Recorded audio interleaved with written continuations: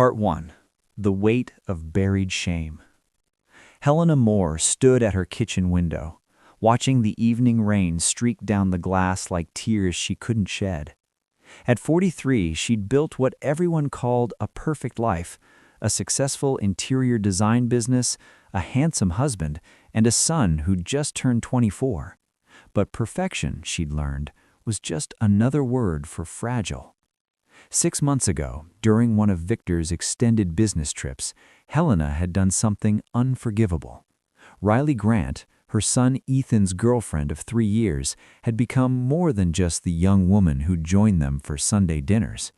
Riley was 22, brilliant, and achingly vulnerable after losing her mother to cancer. Helena had offered comfort, late-night conversations over wine, shared tears, understanding that felt electric. It happened on a Tuesday night in April. Riley had arrived upset after a fight with Ethan about their future. Helena poured whiskey instead of wine, and somewhere between consolation and confession, their hands touched. The kiss that followed was soft, hesitant, and catastrophically wrong. Helena pulled away immediately, her heart hammering with shame. "We can't," Helena had whispered, though her body betrayed her words. "This is... God, Riley, I'm married. You're with my son." But Riley's green eyes held something desperate. "I know, you understand me in ways no one else does." They'd kissed again, deeper this time, Helena's back against the counter as Riley's hands found her waist. The guilt arrived like ice water, shocking Helena back to reality. She'd ended it that night, made Riley promise never to speak of it, and spent months drowning in self-loathing. Now, watching Victor's car pull into the driveway 3 hours earlier than expected from his Chicago conference, Helena felt that old guilt transform into something sharper: intuition. Victor walked in looking younger than his 46 years old, his salt and pepper hair damp from rain. But it wasn't the weather that made Helena's stomach drop. It was the way he checked his phone immediately, the ghost of a smile on his lips. "You're home early," Helena said carefully. "Meeting's wrapped up." Victor's eyes didn't quite meet hers. "I'm going to shower." Helena's phone buzzed. A text from Riley. "We need to talk. Alone. It's about Victor." The world tilted sideways. Helena's hands trembled as she read Riley's message again. "We need to talk. Alone. It's about Victor." For 3 days she'd been trying to arrange a meeting, but Riley kept postponing, her messages increasingly cryptic and anxious. Meanwhile, Victor had become a stranger, distant during dinner, constantly on his phone, working late at the office he'd been talking about retiring from. Thursday evening, Helena told Victor she had a client emergency and drove to Riley's apartment across town. The young woman who answered the door looked haunted, her usually vibrant red hair pulled into a messy bun, dark circles under those green eyes that had once looked at Helena with dangerous want. "Thank you for coming," Riley said, stepping aside. Her studio apartment smelled like jasmine and regret. Helena remained standing. "Just tell me." Riley poured 2 glasses of wine with shaking hands. 3 months ago, Victor came to the bookstore where I work, said he wanted to buy something for you. We started talking. He was kind, asked about my mom, about school, about me in ways Ethan never does. She took a long drink. He started coming back, weekly, then more, just conversations at first. Helena's vision blurred. At first. I was lonely, Helena. After what happened between us, after you ended it, I felt so confused. Victor made me feel seen, and I convinced myself it was innocent. Riley's voice cracked. But last week, he kissed me, in his car outside the bookstore, and God help me, I kissed him back. The betrayal landed like a physical blow. Helena sat down hard on Riley's worn couch, her mind racing through impossible mathematics. She'd kissed Riley 6 months ago. Victor kissed Riley a week ago. But the timeline didn't matter. They'd both crossed the same unforgivable line. "Have you slept with him?" Helena heard herself ask, her voice unnaturally calm. Riley's tears answered before her words. Twice, at a hotel, I kept thinking about you, about how wrong it all was, but he was so attentive, so passionate in ways I never expected. She covered her face. Then today, he told me he thinks he's falling in love with me. He wants to leave you. Helena laughed, a bitter, broken sound. Does Ethan know? No. And Victor doesn't know about us, about what happened between you and me. The room felt too small, the air too thick. Helena stood, her designer heels clicking on hardwood as she paced. Why are you telling me this? Because it's eating me alive, Riley whispered. Because you deserve to know. And because, she looked up, those green eyes wet with anguish. Because I need you to understand that I never meant to hurt you, either time. Helena drove home in a fugue state, Riley's confession echoing in her mind like a cruel song. The house was dark, except for the home office light, Victor's sanctuary, where he'd spent increasingly more time lately. She found him at his desk, tie loosened, looking at his phone with that same secret smile she'd noticed for weeks. "We need to talk," Helena said from the doorway, her voice steady despite the earthquake inside her chest. Victor looked up, and something in her expression made his face go pale. He set down his phone carefully. "Helena, Riley told me everything." She walked into the office, closing the door behind her. The bookstore visits, the conversations, the hotel. Victor stood, his hands raised as if surrendering. "Let me explain. You're in love with her." Helena's laugh was sharp enough to cut. "Our son's girlfriend, a woman young enough to be your daughter. You want to leave me for her." "It's not that simple." Victor ran his hands through his hair, a gesture she'd once found endearing. Now it just looked pathetic. "You and we've been going through the motions for years, Helena. When did we stop really seeing each other? When did we become just roommates managing a household?" "So your solution was to fuck a 22-year-old? Helena's composure cracked. "To seduce someone who trusted us, who we welcomed into our family." "She pursued me too," Victor's voice rose defensively. "Those conversations at the bookstore, she wanted them. She needed someone who actually listened to her pain instead of trying to fix everything like Ethan does. We connected, Helena, really connected, something we haven't done in years."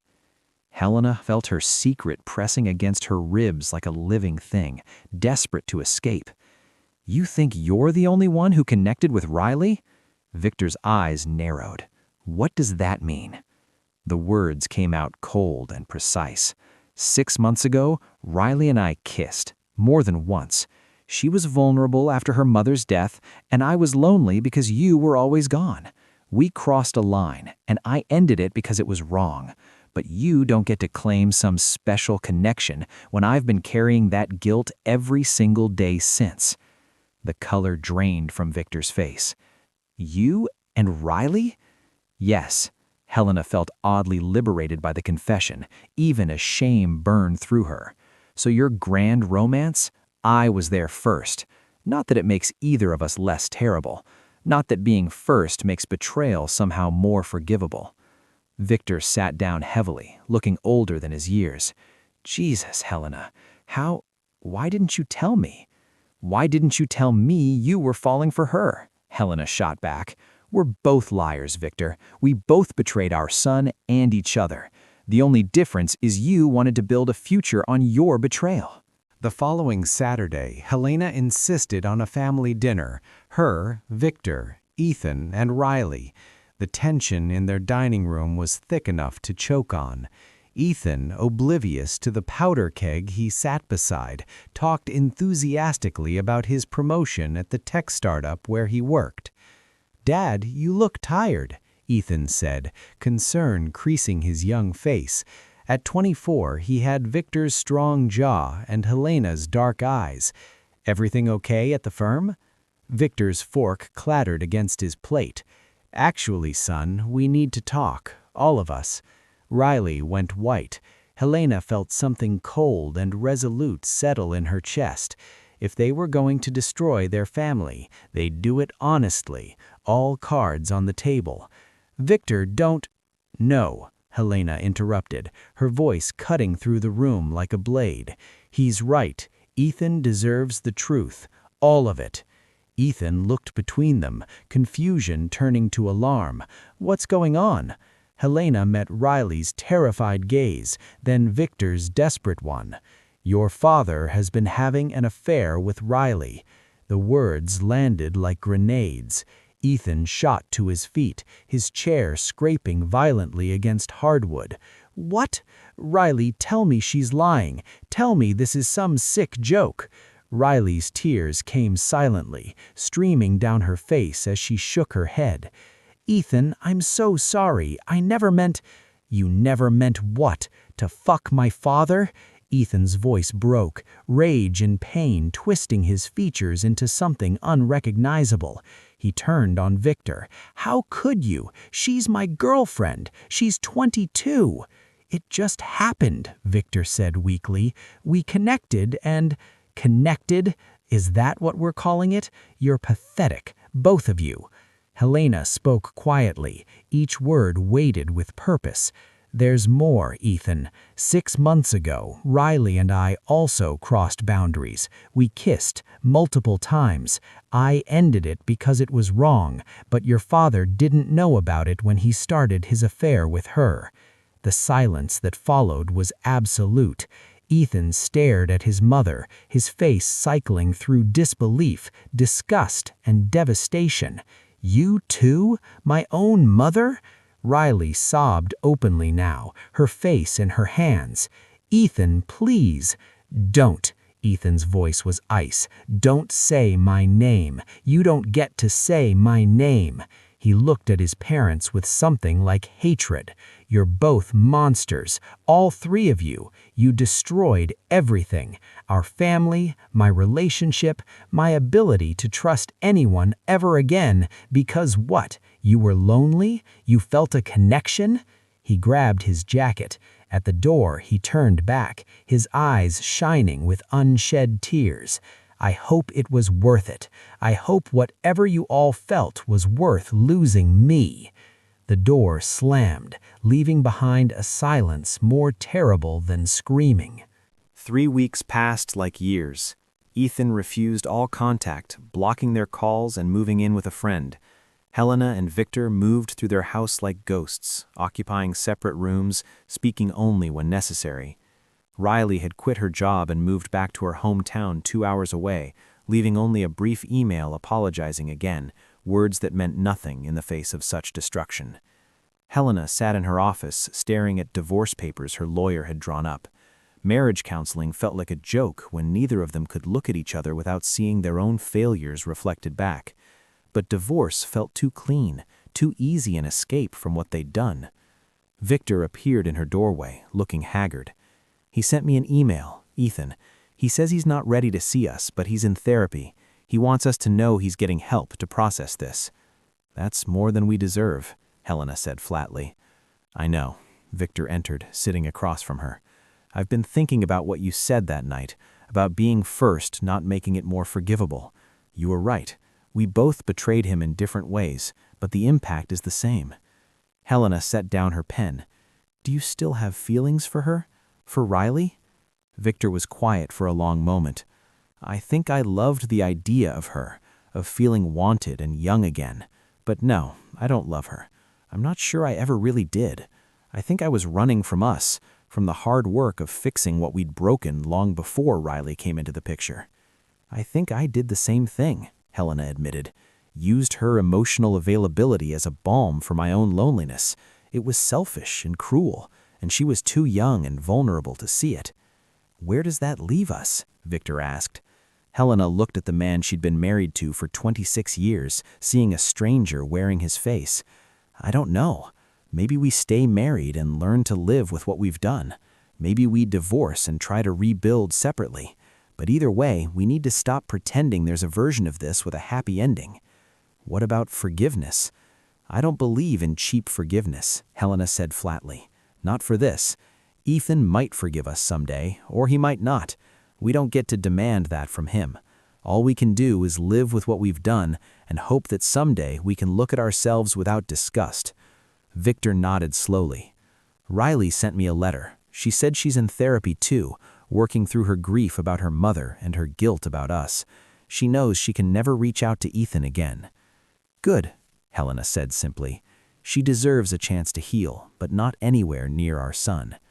They sat in heavy silence, two people who'd once promised forever, now bound only by shared guilt and the wreckage of a family. Outside, the sun set on another day they'd have to survive, carrying the weight of choices that couldn't be unmade. Helena finally spoke, her voice barely above a whisper. I'm not filing these papers yet, but I'm not tearing them up either. We're going to sit with this, with the real consequences of what we did. No running, no easy answers, just accountability. I understand, Victor said, standing to leave. At the door, he paused. For what it's worth, I am sorry, not just for Ethan, but for us, for throwing away something real because I was too cowardly to fight for it. Helena watched him go, feeling nothing but exhaustion. Being first didn't make her betrayal more forgivable. It just meant she'd had longer to live with the shame. And in the end, shame was all any of them had left. A family fractured by secrets that had finally surfaced, destroying everything in their wake. The only truth that remained: betrayal doesn't cancel betrayal. It multiplies, compounds, and destroys everything it touches. And forgiveness, real forgiveness, isn't granted. It's earned through years of painful accountability that might never be enough.